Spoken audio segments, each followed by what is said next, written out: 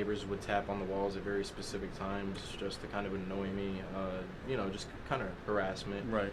And then it was basically months and months of conditioning. So this isn't really like a person hiding behind a bush spying on you. This is covert, but also very out in the open. It's meant for you to know they're stalking you, but for no one else around you to know, right? Exactly.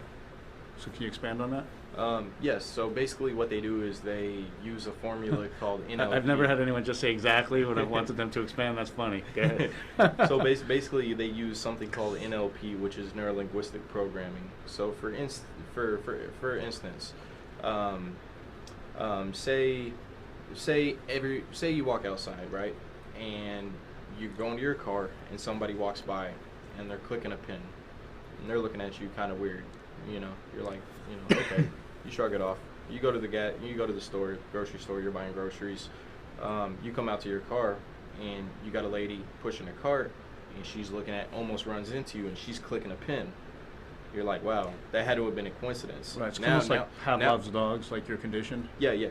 So now you're on your way home, right? You're stopped at a stoplight, and you got a guy holding his arm out of the car, clicking a pin.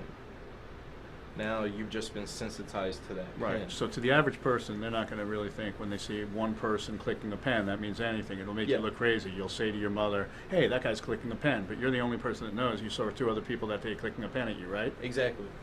So basically it's an everyday stimuli that they use on you. Right. It could be anywhere from, in the very beginning, they condition you to a protocol. They try to say you're guilty of something. Now, a lot of people are going to, I hate to interrupt you, but Yeah. I know we have a limited amount of time, and I want to make sure you get everything out you want to say. Yeah. A lot of people are going to say why, and a lot of people are going to say who. Those are really difficult questions, right? Yeah, those are very difficult questions. Because the different... There's different organizations that are a part of it. So it's kind of, since it is a covert operation, it's hard to pinpoint who's actually doing the targeting. It's kind of like a vicious circle because you don't know what the end game is. It's difficult to prove or pinpoint, so therefore people say it's not happening, but it is. Exactly. The perpetrators know that it's happening, and so that's why I took up activism, because if I can inform my perpetrators, they know what's going on, but they're told lies and disinformation, and whenever you present them with the correct information, they realize what they're doing is wrong. Right. It's a smear campaign. They tell lies on you, and they pay people money for their services. For an example of creating a smear campaign, like for me personally, everyone in West Hollywood and Los Angeles that have known me for 20 years, I have thousands of friends. Okay, everybody likes me. Yeah.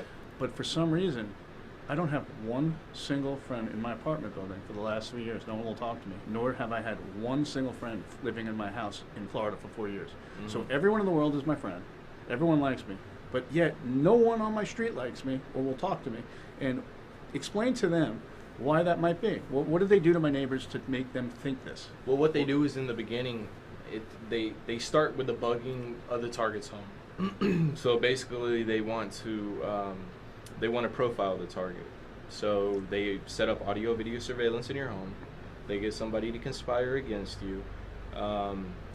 And then they build a protocol on you. The protocol is what's going to be used to harass you. They also sensitize you to the protocol that they create for you. So it's not just like you're being followed and stalked. You got people setting you up, entrapping you, coercing you, manufacturing false evidence, and then sensitizing you to the false evidence that they manufactured, and then you get harassed about it. Right. Now, like another example of possible, sometimes they can effectively stalk you by just claiming you're stalked. For instance, you'll have a friend come over to your house and say, hey, I was just followed there. So they're getting double mileage out of that because exactly, because this will let you know that you're being followed. So they're getting a lot for their dollar. Yeah, exactly. Right. Okay. So and they'll do harassment skits. It's called directed conversation. They'll random strangers out in public. They'll walk by you or kind of linger around you, and they'll act like they're talking on their cell phones, and they'll mention stuff that only pertains to your situation. Right. And it happens on a day-to-day basis. I mean, not just once or twice a day, but 15, 20 times a day. Right. And I mean, it's nerve-wracking not being able to just walk down the street, or just to be able to carry on with your life. If you get a job, they recruit people into the workplace. They try to mob you out of the workplace, and it's all based off of lies and deception. I got something I want to read. Okay, please. on your cell phone. They can explain it a little bit more, and then I can also Okay. give some references to the viewers Okay. that they may be able to look up and find more information. Yeah, one of the most important objectives we have here today is to inform people, number one, that don't know they're being gang stalked. They just feel like something weird's going on. Yeah. Let them know that there's a lot of support groups. They can go on Facebook. Just look up gang stalking. There's thousands of organizations. Freedom Covert Harassment Freedom right from now. Covert Harassment and Right. Surveillance. That's And one. it's important for people to have information. The other, I think one of the other objectives you have for being here today is the people that are actually being retained by the stalkers to assist in the covert operations should know the kind of what they're really doing. A lot of people don't even know they're part of it, do they? Well, they're told lies and disinformation about the target. They use humiliating, degrading themes to make the stalkers actually believe what they're doing is beneficial to society. For instance, an example of this But would be... since everything's compartmentalized, they don't know what happened in order for them to basically set you up. Right. For an example, So- it could be like my neighbors being told by a police officer, which is exactly what happened, that I'm under surveillance because I'm a drug dealer, which I'm not. And then now my neighbors are watching me, thinking I'm a drug dealer, forming, very disfavorable opinions of me. Mm-hmm. And the reason why I know this firsthand is because when I was under surveillance in Florida, the police officer named Gonzo, I saw him on my street all the time with surveillance cars, and I said to him, "Why are you on my street? Why am I under surveillance?" He goes, "You're not. Your neighbor is." But that was really covert because they were able to actually be To on make you believe that it was the neighbor. while they could still survey me. Yeah, exactly. I'm going to read this Okay. off of this website. It's organized stalking is a form of terrorism used against an individual in a miraculous attempt to reduce the quality of a person's life so they will have a nervous breakdown, become incarcerated, institutionalized, experience constant mental, emotional, or physical pain, become homeless, and or commit suicide. This is done using well-orchestrated accusations, lies, rumors, bogus investigations, setups, framings, intimidation, overt or covert threats, vandalism, theft, sabotage, torture, humiliation, emotional terror, and general harassment. It is a ganging up by members of the community who follow an organizer and participate in a systematic terrorizing of an individual. Very interesting. Now, if people want to get help, like, is there a way to contact you in any way whatsoever? What would you like them to know? Yeah, you can actually contact me at josh.a.brown90@gmail.com. And that is josh.a.brown90@gmail.com. Okay, so we were talking earlier about your family. Like, how does your parents or your mother feel about like what has happened to you? What's been the metamorphosis and the whole?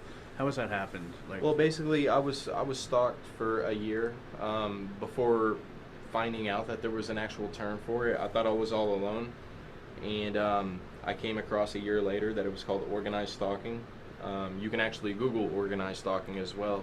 And I just every want to single say and there's every 5 million. If you Google organized stalking or gang Yeah. stalking, 5 million different websites will pop up. Yeah, 5 exactly. million. Yeah. This is happening on a large scale, and it's not just America. It's basically all NATO countries. So in the very beginning, I was, I informed my family about all the tactics that were used against me, and then a year later, I find out that it's called organized stalking, and every single tactic on the websites, of organized stalking is what I was experiencing. Right. And then I find out that I'm not alone, Right. and that there's hundreds of thousands of other people experiencing the same thing. Now, me personally, again, this show wasn't supposed to be about me, but I feel like I need to interject. I've had some very dangerous cases in my life. I've had a case with the mafia. I've had a case with, I'm not going to say all the different names, some very dangerous organizations where I've been threatened. I went on Dr. Phil for answers. I believe that I was one person in this entire country that was being individually stalked by one of the people that I have had some very serious cases about. Mm-hmm. Not until the show aired did I get, that's how we met, and Mhm. every single day I get 5 to 10 phone calls from people all around the world. I mean, Mhm. recently I've introduced you to someone from Morocco, Yeah. who are here in LA, and just friends of mine who didn't realize they were going through the exact same thing. So it's a very serious subject. Now, there's very little time left. I do want to get out a couple things I think you want to talk about. What's the connection between the NSA and Snowden? Well, basically, Snowden leaked information about the NSA monitoring all internet data, phone calls, text messages, basically mass surveillance of all civilians. So that kind of gives us credibility. With the mass surveillance that's going on. There's also Infogard and Fusion Centers, which are civilian spy networks, which correspond with the FBI to gain intelligence for counterterrorism. And so these are also facilities that could be used as vehicles in the stalking. So local police, etc., through watch groups, etc., and people are trained in neighborhood watch fusions. groups, Infogard, Fusion, even Department of Defense contractors. And I do want to say the person who set me up, her name is Samantha K. Reed Willis, and I will expose you. Very interesting. That's how serious this is. That like it makes us not even care about these people who have caused such great danger in your life and health, right? And her grandfather retired from Lockheed Martin. I just wanted to say that. Okay. And because that's where she was protected by these people, and she was the one who basically set me up. And Right. her grandfather retired from Lockheed Martin. Right. Now, a lot of So- the setups, like a lot of people don't realize how the lengths they will go. A lot of this happened during sexual play, correct? Like in role play to you? Yeah, she would basically coerce me into role playing and then record me on the phone, and then they use that against me to harass me. And that's exactly what happened to me as well. It's really hard to enjoy yourself when you know you're being, I've been shot up into the internet and against my will, against my knowledge. You know what I mean? Exactly. Right. It's all entrapment. Right. So talk a little bit more about the NS. You were telling me earlier about the FBI. What is the group that happened in the 60s? Can you explain about that? Yeah, there was actually a program that is identical to organized stalking. It's called COINTELPRO, declassified government documents. You can go to Google, type in COINTELPRO, and it'll pull up all the information. And you can also go to Google and you can type in organized stalking, or you can go to YouTube and type in organized stalking as well. And tell us more what COINTELPRO is. I mean, you haven't told me what it is. COINTELPRO is an acronym for the counterintelligence program conducted by the FBI, and basically they employed the same exact tactics that organized stalking employ. Talk more about, elaborate a little bit more, because I Well, know that they you would normally target- you don't shut well- up about this normally. So Well, back in the 60s, they would target mainly people in the Black Panther Party, revolutionists, Malcolm X, Martin Luther King, political dissidents, whistleblowers, activists, different things like that. But now we're on a larger scale of what they're doing. It's much more than just political or activism. They're doing this to whistleblowers. We're blowing the whistle on corporate government okay, corruption. so let me ask you this: we have 1 minute left. Yes. Why you? Why me? And I know that's the most difficult question. The reason I'm putting you on the spot with that is because it's obvious we don't know why, but I'm going to ask you, what is your opinion? What did you do that's causing the government or whoever it is to do this to you? My ex-girlfriend's grandfather retired from Lockheed Martin. I believe that she's trying to use me as a scapegoat, basically to ensure if she did something wrong, then it would come back on me. I want to just cut in right there and let you know that like a lot of, even to me, and I'm saying this right out there, even Yeah. to me, that sounds ridiculous. And it's the fact that this sounds ridiculous is how they're able to get other people not to believe that this is really taking place. So I want to thank you for being here as my guest today, man. Yeah, You're thank you amazing. for having me. And I'm really glad you're in LA with me right now, and we're going to get to the bottom of this. Of course. Okay? Of course.